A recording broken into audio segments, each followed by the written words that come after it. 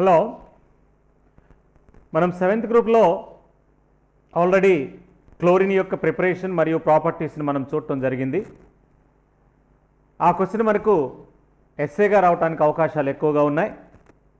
ముఖ్యంగా inter public ఎగ్జామినేషన్స్లో ఈ 17th group నుంచి 2 మార్క్స్ క్వశ్చన్స్ ఎక్కువగా అడుగుతూ ఉన్నాడు. కంపల్సరిగా ఒక 2 మార్క్స్ క్వశ్చన్ అనేది 17th గ్రూప్ నుంచి ఉంటుంది.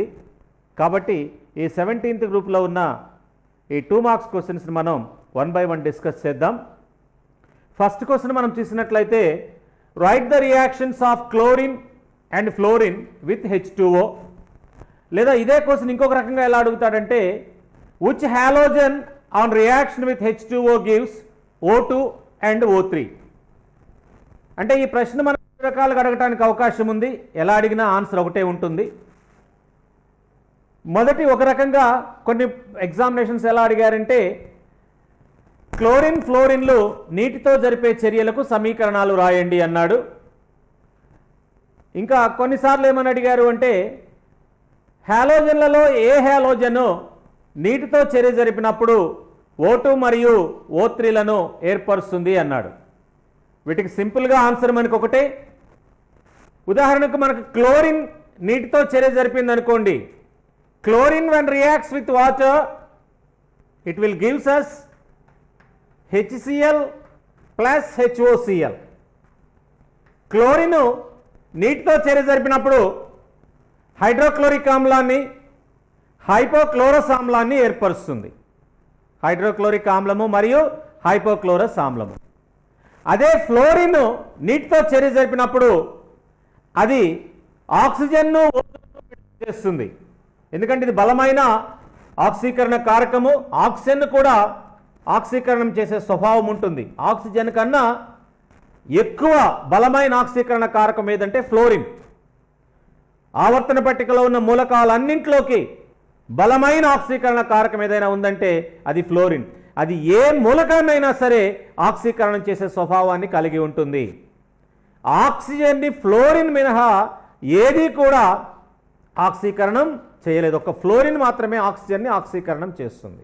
అది ఎలా ఆక్సిజన్గా ఆక్సీకరణం చేస్తుంది మరియు ఓజోన్గా కూడా అది ఆక్సీకరణం చేసే స్వభావాన్ని కలిగి ఉంటుంది. దానికి బ్యాలెన్స్డ్ ఈక్వేషన్స్ మనం రాసుకున్నట్లయితే 2F2 plus 2H2O gives 2HF plus O2. Similarly, fluorine can also react with water like this. F2 plus 3H2O gives 6HF plus O3.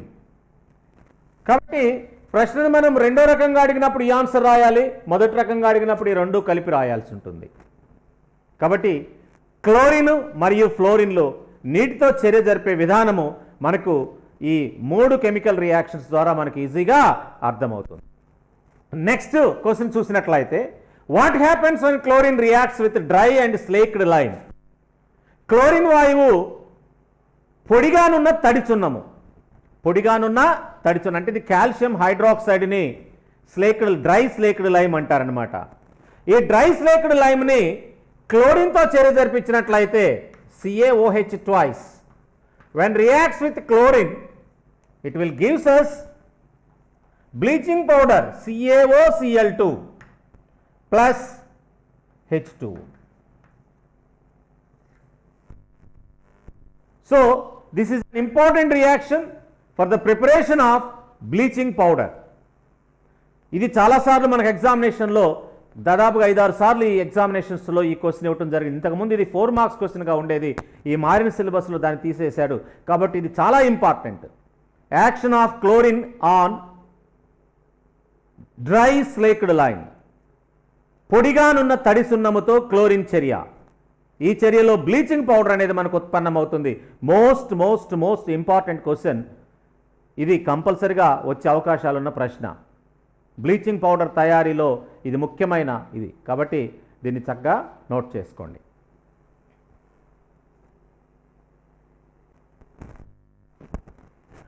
Next question, chlorine acts as oxidizing agent, explain with 2 examples. Chlorine బలమైన ఆక్సీకరణ కారకము. దీన్ని 2 ఉదాహరణలతో explain చేయమంటున్నారు. ఆక్సీకరణ కారకము ఇది sulphuric ఆమ్ల సమక్షంలో ferrous సాల్ట్స్ని ferric sulphate సాల్ట్స్గా oxidise చేస్తుంది. 2FeSO4 plus H2SO4 plus Cl2 gives Fe2SO4 thrice plus 2HCl. ఇక్కడ ఈ చర్యలో ferrous salts Fe+2 salts, ferric salts Fe+3 సాల్ట్స్గా ఆక్సీకరణం చెందుతాయి. అలాగే క్లోరిన్ 0 ఆక్సిడేషన్ స్టేట్ నుంచి -1కి వెళ్తుంది, అంటే అది రెడ్యూస్ అవుతుంది. క్లోరిన్ ఇక్కడ రెడ్యూస్ అవుతుంది, ఫెర్రస్ సాల్ట్స్ని ఫెర్రిక్ సాల్ట్స్గా ఇక్కడ ఆక్సీకరణం చేస్తుంది. అలాగే క్లోరిన్ SO2 వాయువును మాయిశ్చర్ సమక్షంలో సల్ఫ్యూరిక్ ఆమ్లంగా ఆక్సీకరణం చేస్తుంది, H2SO4గా ఆక్సీకరణం చేస్తుంది. ఇక్కడ కూడా HCl ఏర్పడుతుంది. అంటే ఇక్కడ SO4లో సల్ఫర్ యొక్క ఆక్సిడేషన్ స్టేట్ SO2లోకి వచ్చేసరికి +2గా ఉంటుంది, H2SO4లోకి వచ్చేసరికి ఇది +6గా ఉంటుంది. అంటే SO2ని +4 స్టేట్లో నుంచి H2SO4 +6 స్టేట్లోకి ఇది ఆక్సీకరణం చేస్తుంది. ఈ చర్యలో కూడా క్లోరిన్ 0 ఆక్సిడేషన్ స్టేట్ నుంచి -1 ఆక్సిడేషన్ స్టేట్కి రెడ్యూస్ అవుతుంది అనమాట. These are the 2 important reactions which can explain the oxidizing properties of chlorine. ఈ 2 చర్యల ద్వారా మనకు క్లోరిన్ యొక్క ఆక్సీకరణ ధర్మాలు మనకు తెలుస్తున్నాయి. నెక్స్ట్ చేసినట్లయితే how Cl2 is manufactured by deacons process. Deacon పద్ధతిలో ఈ క్లోరిన్ని ఎలా తయారు చేస్తారు అంటారు. HCl ఆమ్లముపై ఆక్సిజన్తో చర్య వలన తయారు చేస్తారు. ఇక్కడ HClను అట్మాస్ఫిరిక్ ఆక్సిజన్తో క్యూప్రిక్ క్లోరైడ్ సమక్షంలో 723 K టెంపరేచర్ వద్ద హీట్ చేసినట్లయితే మనకు క్లోరిన్ లభిస్తుంది.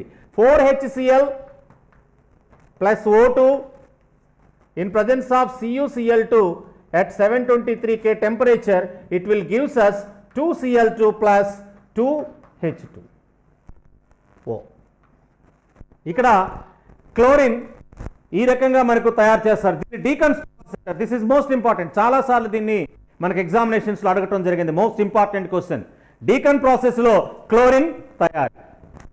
తర్వాత చూసినట్లయితే Cl2 acts as a bleaching agent only in presence of moisture. Moisture సమక్షంలో క్లోరిన్ బ్లీచింగ్ ఏజెంట్గా పనిచేస్తుంది. ఎందువల్ల అని అడుగుతుంటాడు.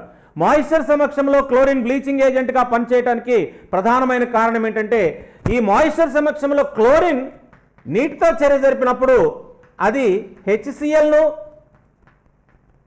మరియు HOClను ఏర్పరుస్తుంది, హైపోక్లోరస్ ఆమ్లాన్ని ఏర్పరుస్తుంది. ఈ హైపోక్లోరస్ ఆమ్లం అనేది వెరీ అన్స్టేబుల్ అనమాట. ఇదేమవుతుందంటే మళ్ళీ తిరిగి HCl గాను నేసెంట్ ఆక్సిజన్గా విడుదలవుతుంది. ఈ నేసెంట్ ఆక్సిజన్కు మనకు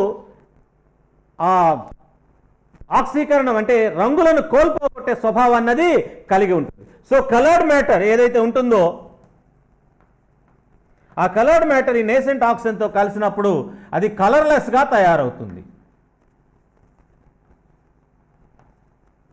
గమనించండి, ఇక్కడ డీకలరైజేషన్ ఆర్ బ్లీచింగ్ యాక్షన్ అనేది రిడక్షన్ చర్య వల్ల జరుగుతుంది, ఆక్సీకరణ చర్య వల్ల కూడా జరుగుతుంది.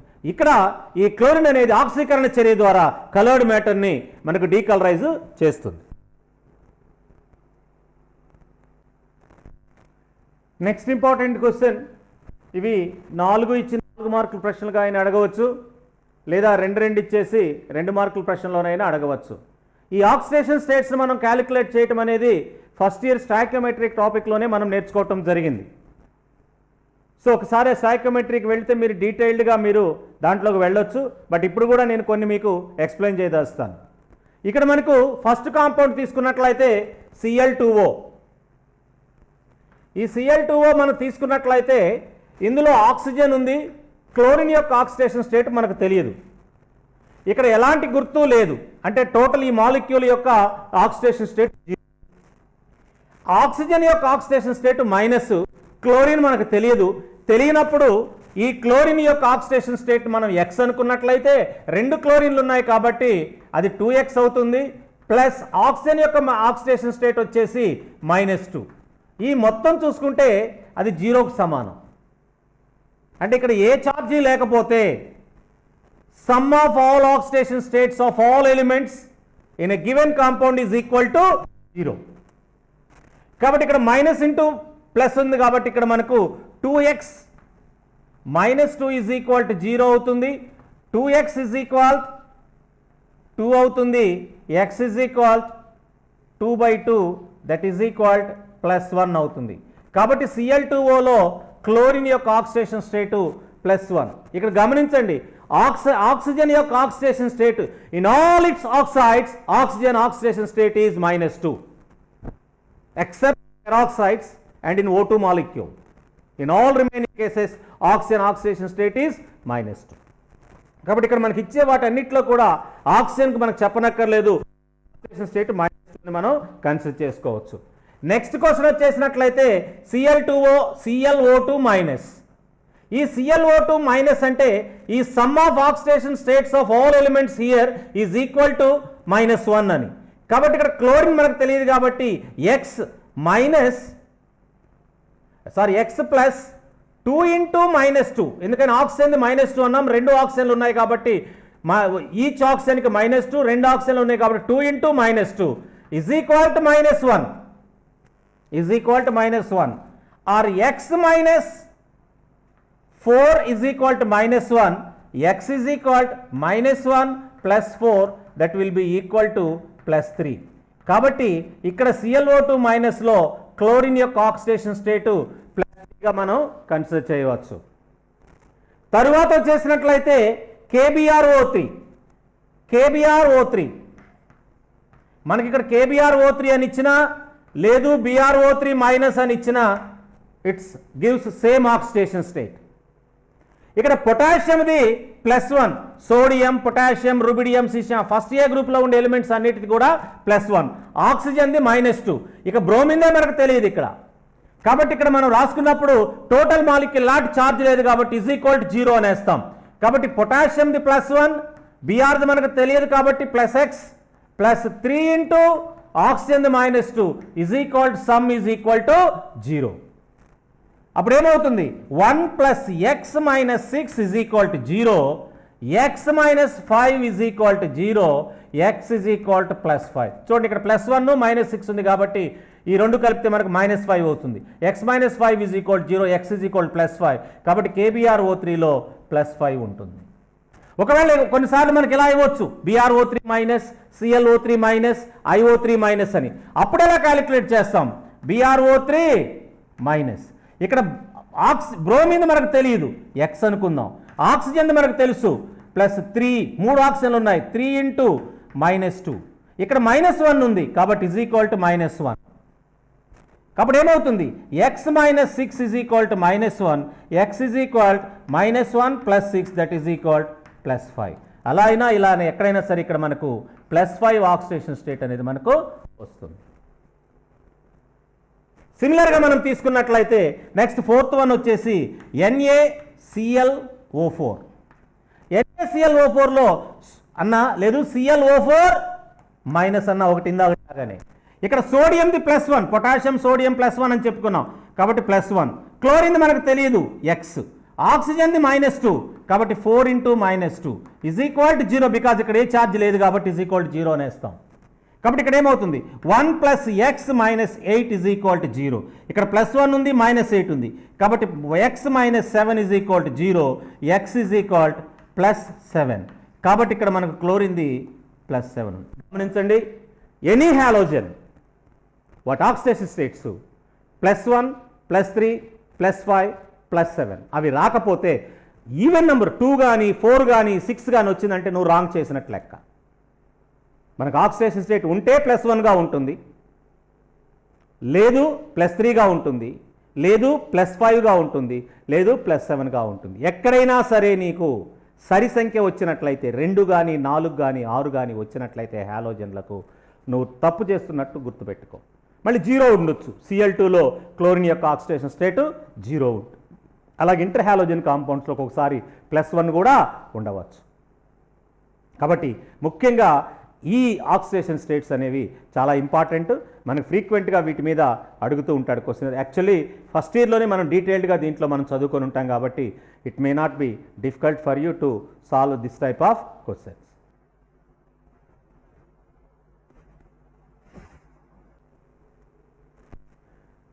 Right the balanced equations for the following. ఈ క్రింది చర్యలకు తుల్య సమీకరణాలు రాయండి అని అడుగుతున్నాడు. NaCl heated with concentrate H2SO4 in presence of MnO2. ఈ క్వశ్చన్ మనం ఆల్రెడీ డిస్కస్ చేసుకున్నాం క్లోరిన్ ప్రాపర్టీస్లో, ప్రిపరేషన్ అండ్ ప్రాపర్టీస్ ఆఫ్ క్లోరిన్లో దీన్ని చూసాము. అప్పుడే నేను చెప్పాను మీకు ప్రాక్టికల్ ఎగ్జామినేషన్స్లో కూడా ఏదైనా ఒక సాల్ట్లో క్లోరైడ్ అయాన్ ఉన్నది అని ఐడెంటిఫై చేయడానికి this is most important test, action with concentrated H2SO4. అంటే ఏదైనా ఒక సాల్ట్లో మనకు క్లోరైడ్ అయాన్ కానీ ఉన్నప్పుడు క్లోరైడే కాదు, ఏ హాలోజన్ ఉన్నా సరే, హ్యాలైడ్ ఉన్నా సరే దీన్ని మనం చేయొచ్చు. ఇక్కడ మనకు ప్రజెంట్గా మనకు క్లోరైడ్ అడుగుతున్నాడు కాబట్టి when NaCl salt containing NaCl salt in presence of MnO2 మనం H2SO4 కాన్సన్ట్రేట్ H2SO4 యాడ్ చేసినట్లయితే ఇక్కడ మనకు మ్యాంగనీస్ MnCl2 గాను, అదే NaHSO4